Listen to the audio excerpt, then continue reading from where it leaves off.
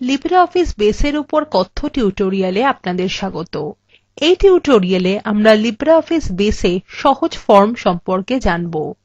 এখানে আমরা শিখব একটি ফর্ম কি, কিভাবে উইজার্ড ব্যবহার করে একটি ফর্ম নির্মাণ করা যায়। LibreOffice Base ব্যবহার করে এখনো পর্যন্ত আমরা একটি ডেটাবেস এবং টেবিল তৈরি করেছি যেখানে আমরা তথ্য সংরক্ষণ করতে পারি। কিন্তু কিভাবে ডেটাবেস টেবিলের মধ্যে তথ্য ঢোকাবো? একটি উপায় হলো টেবিলের সেলে সরাসরি তথ্য লেখা, যা আমরা শেষ টিউটোরিয়ালে করেছি। তথ্য প্রবেশ করানোর জন্য একটি দ্রুত পদ্ধতি আছে যেটিতে ত্রুটিও খুব কম হয়। সেটি হলো ফর্ম ব্যবহার করা। একটি ফর্ম হলো তথ্য ঢোকানোর বা তথ্য সম্পাদন করার জন্য একটি ফ্রন্ট এন্ড বা ইউজার ইন্টারফেস। উদাহরণস্বরূপ একটি সাধারণ ফর্ম একটি টেবিলের ক্ষেত্রগুলি নিয়ে গঠিত হতে পারে।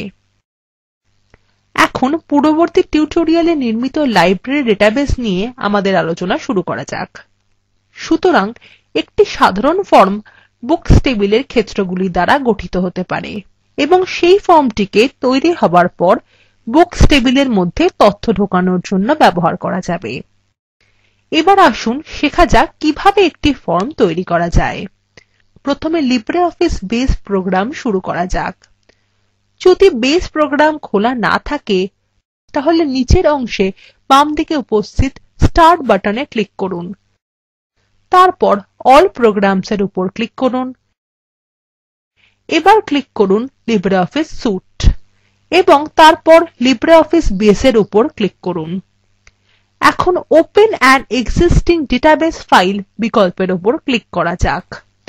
রিসেন্টলি ইউজড ড্রপ ডাউন বাক্সে আমাদের লাইব্রেরী ডেটাবেস দেখতে পাওয়া উচিত। এখন এটি নির্বাচন করুন এবং ফিনিশ বোতামে ক্লিক করুন।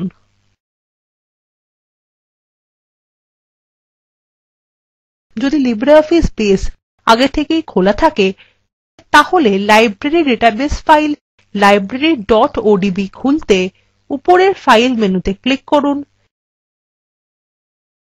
এবং তারপর ওপেন ক্লিক করুন, অথবা ফাইল মেনুর মধ্যে রিসেন্ট ডকুমেন্টস এর উপর ক্লিক করুন এবং নির্বাচন করুন library.odb।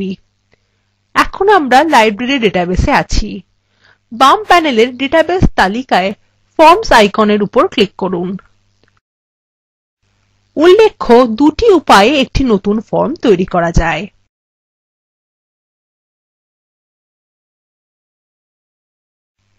ডিজাইন ভিউতে ফর্ম তৈরি করা এবং উইজার্ড ব্যবহার করে ফর্ম নির্মাণ করা। এখন দ্বিতীয় বিকল্পের উপর ক্লিক করা যাক, use wizard to create form. এবার আমরা একটি নতুন উইন্ডো দেখতে পাচ্ছি যা LibreOffice Writer উইন্ডোর অনুরূপ এবং এর উপরে আমরা একটি পপ আপ উইন্ডো দেখতে পাচ্ছি যাতে লেখা ফর্ম উইজার্ড। এই উইজার্ডের মাধ্যমে আসুন আমাদের প্রথম ফর্ম তৈরি করা যাক যেটি বুকস টেবিলের উপর ভিত্তি করে হবে। এটি করার জন্য ৮টি ধাপ বাম পাশে দেখা যাচ্ছে। আমরা এখন প্রথম ধাপে আছি, ক্ষেত্র নির্বাচন। ডান পাশ থেকে Tables or Queries নামক ড্রপ ডাউন থেকে Tables Books নির্বাচন করুন। এর নিচে আমরা বাম পাশে উপলব্ধ ক্ষেত্রগুলির একটি তালিকা দেখতে পাচ্ছি। ডান পাশে আমরা ফর্মে উপস্থিত ক্ষেত্রগুলি দেখতে পাচ্ছি। আমরা শুধুমাত্র সেই ক্ষেত্রগুলিকে এখানে সরিয়ে নিয়ে যাব যেগুলি আমাদের ফর্মে প্রয়োজন হবে। এখন জোড়া তীর চিহ্ন বাটনে ক্লিক করুন। লক্ষ্য করুন বাম দিক থেকে সব ক্ষেত্রগুলি ডানদিকে সরে গেছে। যেহেতু আমরা বুকিড ক্ষেত্রটিকে নিজের নম্বর নিজেই তৈরি করতে নির্দেশ দিয়েছি তাই এটা আমাদের ফর্মে প্রয়োজন হবে না। সুতরাং এই ক্ষেত্রটিকে বাম দিকে ফিরিয়ে আনা যাক। ডান পাশের বুকিড এর উপর ক্লিক করুন এবং যে বাটনে একটি লেস দ্যান বা ক্ষুদ্রতর চিহ্ন রয়েছে সেটি ক্লিক করুন। ঠিক আছে, এবার পরবর্তী ধাপে যেতে নিচে উপস্থিত নেক্সট বাটন ক্লিক করুন। দ্বিতীয় ধাপ, যেহেতু আমরা একটি সহজ ফর্ম তৈরি করছি তাই এখন এই ধাপটি উপেক্ষা করা যাক এবং শুধুমাত্র নেক্সট বাটনে ক্লিক করুন। আমরা এখন পঞ্চম ধাপে আছি, নিয়ন্ত্রকগুলি সাজানো। পটভূমিতে বুকস টেবিল দেখতে পাচ্ছি।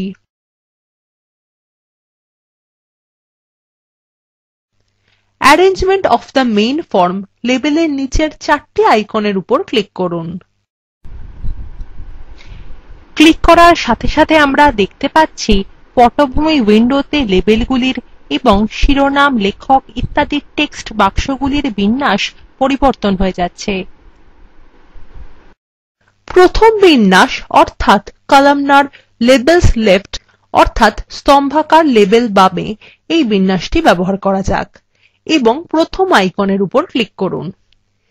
এখানে লেবেলগুলি বাম দিকে এবং টেক্সট বাক্সগুলি ডান দিকে আছে, যেমন একটি সাধারণ কাগজ ফর্মে থাকে।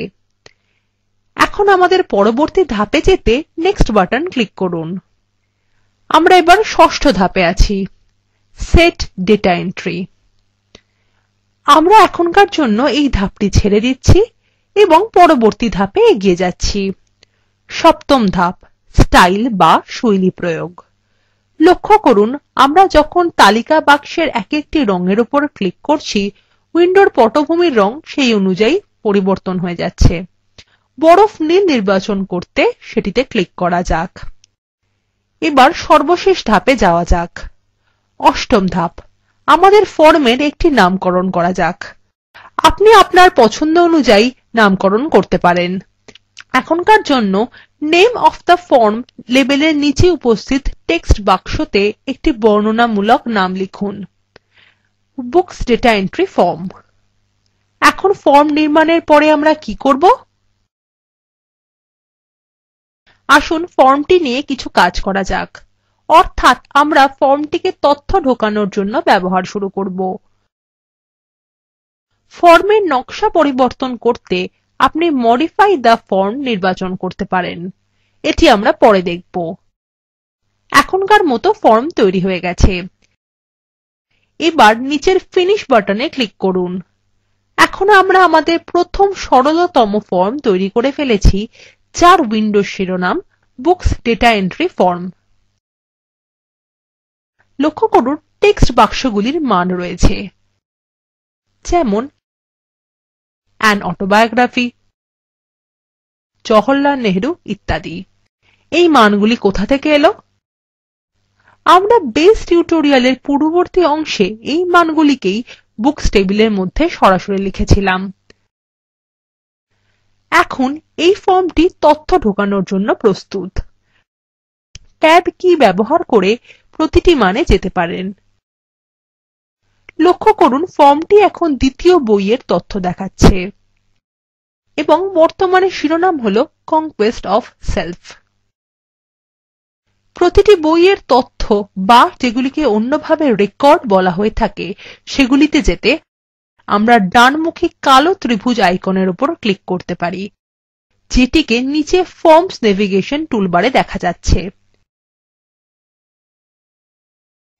লক্ষ্য করুন এখন 5টি রেকর্ডের মধ্যে তৃতীয়টি প্রদর্শিত হচ্ছে। এবার দেখুন যখন এই কালো তীর আইকনের উপর কার্সর আনা হয় তখন বেস টুল টিপস দেখায়। প্রথম রেকর্ড, পূর্ববর্তী রেকর্ড, পরবর্তী রেকর্ড এবং সর্বশেষ রেকর্ড। এছাড়াও আমরা রেকর্ডগুলির মধ্যে চলাচল করতে এগুলিকে ব্যবহার করতে পারি। এখানেই লিব্রিঅফিসে সহজ ফর্মের উপর এই টিউটোরিয়ালটি সমাপ্ত হল।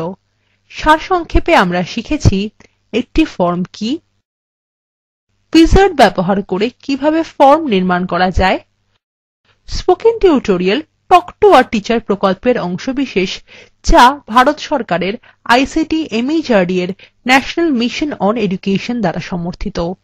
এই প্রকল্প http:/spoken-tutorial.org দ্বারা পরিচালিত হয়। এই বিষয়ে বিস্তারিত তথ্য এই লিঙ্কে প্রাপ্তিসাধ্য।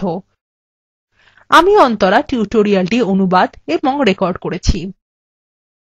এই টিউটোরিয়ালএ অংশগ্রহণ করার জন্য ধন্যবাদ।